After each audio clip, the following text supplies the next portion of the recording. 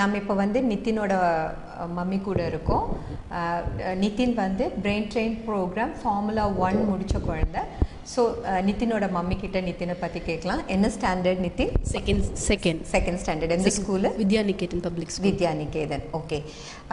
எந்த மாதிரியான சேஞ்சஸை முதன்முறையாக நீங்கள் ஃபீல் பண்ணீங்க? நாங்கள் இங்கே வரும்போது சொல்கிறோம் அகடமிக் சைடும் சேஞ்சஸ் இருக்கும், பிஹேவியர் சைடும் சேஞ்சஸ் இருக்குன்னு சொல்கிறோம். நீங்கள் எந்த சேஞ்சஸை நீங்கள் ஃபீல் பண்ணீங்க? ஃபர்ஸ்ட் ஆஃப் ஆல் நிதினோட ஆக்டிவிட்டியை பார்த்தீங்கன்னா ஐ டு ஐ கான்டாக்ட் இருக்காது. இதுதான் பேசிக்காகவே இருந்துட்டு இருக்கும். எனக்கு இங்கே வந்து சோஷியல் மிங்கிலிங் பிரச்சனை இருந்தது. சோஷியல் மிங்கிலிங் எல்லாம் மிங்கிள் பண்ணுவாங்க, ஐ டு ஐ கான்டாக்ட் இருக்காது. ஓகே, நம்ம கேட்டோம்னா வேற எங்க பார்த்து பதில் சொல்லுவோம். ஆனா அதுக்கப்புறம் பாத்தீங்கன்னா அந்த ஐ டு ஐ கான்டாக்ட் வந்து ரொம்ப நல்லா இருந்துச்சு. அதுவே ஏன்னா ஒன்ஸ் நம்ம நம்ம நம்பருக்கு ஒரு பாயிண்ட் கிடைச்ச மாதிரி ஆயிடுச்சு. ஏன்னா அது இருந்தா தான் நம்ம ஃபர்ஸ்ட் நம்ம என்ன சொல்றோமோ அது அவங்களால கரெக்டா கிளியரா எடுத்துக்க கூட முடியும். அது ஒன்று பெரிய ஒரு சேஞ்சஸ் இருந்துச்சு. ப்ளஸ் அவங்க அகாடமிக்லயும் நல்ல பெர்ஃபார்மன்ஸ் இருந்துட்டு இருந்துச்சு. Okay, eye to eye contact பிஹேவியர்ல உங்களுக்கு தெரிஞ்ச இது.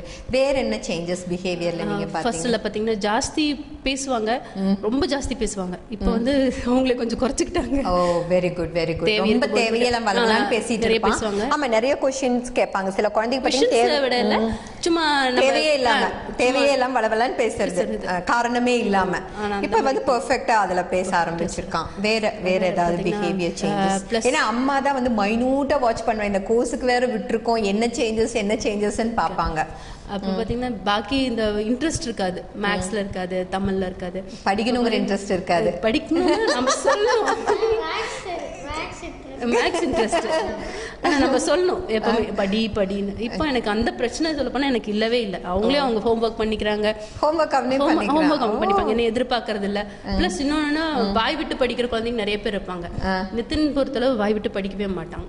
எப்பவுமே ரீடிங் ஃபுல்லா ரொம்ப சைலன்ஸ் மைண்ட்ல. அவன் படிக்கிறானா இல்லையான்னு நமக்கு தெரியாது. அந்த கன்ஃபியூஷன். இப்ப வாய் விட்டு படிக்கிறானா? இப்ப இல்ல, ஃபர்ஸ்ட் தான்